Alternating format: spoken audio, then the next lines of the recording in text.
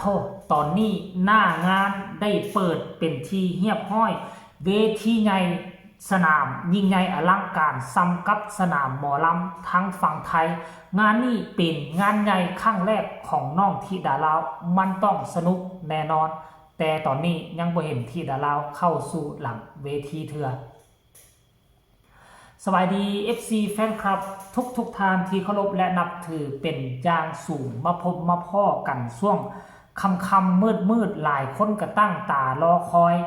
ว่าน้องธิดาลาวเป็นแนวใดอยากเห็นการเคลื่อนไหวของน้องธิดาลาวแล้วธิดาลาวแล้วตอนนี้ก็จะเอิ้นว่าจักทุ่ม1 ทุ่ม 2 ทุ่มแล้วบ่ยังบ่เห็นคลิปทั้งพ่อผู้ศรีวิไลได้ออกมาโพสต์เคลื่อนไหวว่าน้องฮอดแล้วบ่กลับคืนมาสู่สนามแล้วบ่ตอนนี้ได้ขึ้นซาวเช็คแล้วหรือยังบ่เห็นการเคลื่อนไหวแต่ว่าเจบอลาวเข้าไปสอดซองเบิ่งเพจลักของผู้ที่กระเจ้าจัดงานชื่อว่าเซโนมิวสิกคาร์นิวัลท่านผู้ชม FC แฟนคลับที่แรกเจบอลาวก็คิดว่าเป็นเวทีน้อยๆมันเป็นร้านเบียร์ธรรมดาร้านเบียร์ปกติมันบ่แม่นเด้ FC แฟนคลับคือเขาเจ้าเอาสนามกีฬาอยู่ที่อำเภออุทุมพรหรือว่าเขตบริเวณ3แยกเซโนน่ะมันจะมีสนามฟุตบอลเนาะมันจะมีสนามฟุตบอลน่าจะเป็นสนามฟุตบอลกลางของอำเภอหรือว่าแล้วก็เอาเวทีมาตั้ง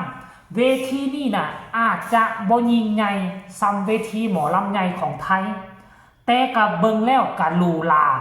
ทันสมัยกว่าหมอลำซิ่งเนาะมันเป็นลักษณะคือวงดนตรีของสตริงนะ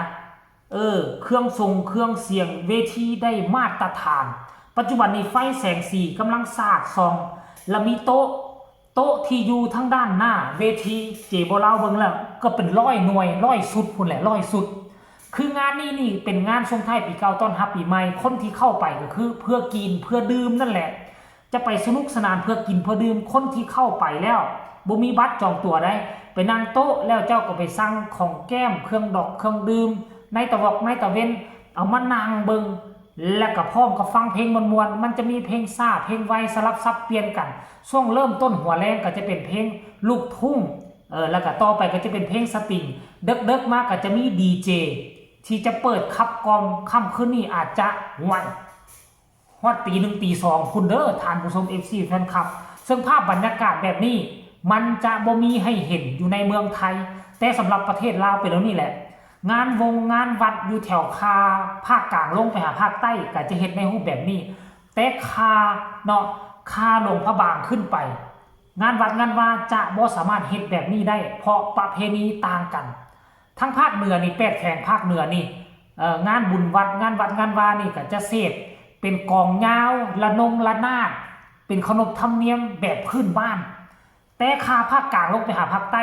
สามารถเอาเครื่องดนตรีลงเข้าวัดเข้าวา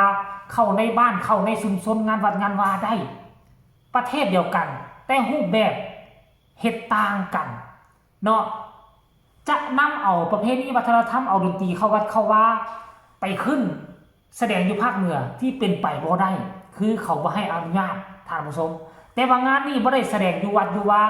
งานนี้นี่เป็นงานจัดขึ้นมาเขาเอิ้นว่าคันประเทศไทยก็อยู่ศาลากลางอยู่เดินกีฬากลางนั่นแหละท่านผู้ชมเนาะจัดขึ้นมาเนาะแล้วเขาเจ้าก็ขายเครื่องดอกเครื่องดื่มอาศัยขายเครื่องดอกเครื่องดื่มซึ่งมันเป็นรูปแบบประเพณีที่แตกต่างจากประเทศไทยพวกเจ้าผู้ใดติดตามช่องของเจบอลาวเอาไว้ก็จะได้เห็นอย่างใกล้ชิดอีกบ่กี่เท่าใดนาทีรายละเอียดให้ทุกคนไปชมคลิปนี้จากเจ้าของผู้จัดงานเซโนมิวสิกคาร์นิวัลขออนุญาตอีหลีอยากให้พี่น้องชาวไทยได้เห็นคลิปนี้ไปชมพร้อมๆกันเลย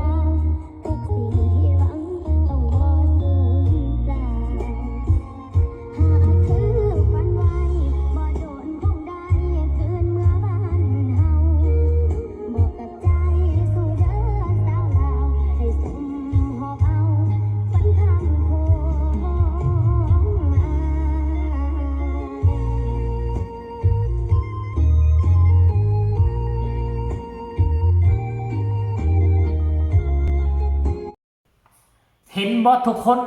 อันนี้คือหน้างานสดๆฮ้อนๆข้าเจ้าทายแล้วเฮาแนมไปเห็นเวทีน้อยๆแต่ว่าโต๊ะตั้งเป็นสุดอ๋อโทเจบ่เล่า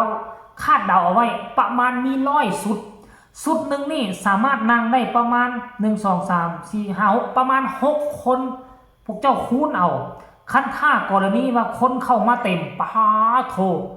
จะเอาเครื่องดื่มใส่มาขายให้ข้าเจ้าที่เพียงพอและค่อยก็เชื่อว่ามันเป็นงานที่ยิ่งใหญ่สำหรับชีวิตน้องธิดาลาวตั้งแต่ก้าวมาเป็นศิลปินเนาะการที่ไปขึ้นวงหมอลำใหญ่ทางฝั่งไทยว่าใหญ่อยู่แต่ใหญ่ที่แตกต่างในรูปแบบการจัดการคือของฝั่งไทยนี่เป็นงานที่ขายวัดจองตั๋วให้คนเข้าไปบางม่องกับเหล้ายาปาปิ้งก็บ่สามารถเอาไปได้แต่อยู่ทางลาวนี่นะเขาเจ้าจัดขึ้นมาเขาสร้างรายได้ในการขายเนาะเหล้าขายเบียร์ว่าตามซื้อซะแต่อยู่ทางฝั่งไทยนี่เขาขายบัตรเพื่อไปให้เบิ่งไปชมกันธรรมดาแต่อยู่นี่ห่วยสัตว์กันเลยมีโต๊ะให้นั่งพร้อมคือกับร้านอาหารคือกับเทคกับบาร์เลยลักษณะคือยกเอาเทคยกเอาบาร์ยกเอาร้านอาหารมาตั้งใส่กลางแจ้งมีฮอดดีเจพุ่นซ้ำไปมีศิลปินคนโด่งคนดังมือนี่ก็พบพ่อกับธิดาลาวคนดังสากลมืออื่นนี่ก็จะได้พ่อกับอ้ายไม้พิรมพรเนาะแล้วก็กับน้องไข่มุกเดอะไว้นั่นเองเอาท่านผู้ชม FC แฟนคลับเจบ่แล้วก็ขอฝากฝังคลิปนี้เอาไว้สำนี้นำเรื่องราวข้อมูลข่าวสารล่าสุดมาฝากมาต้อนกันเพียงสำนี้ใครมีคำตำหนิติชมคำคิดคำเห็นก็ส่งข่าวมาได้ทั้งใต้คอมเมนต์เนาะฝากกดไลค์กดแชร์กดติดตามให้เจบ่แล้วแน่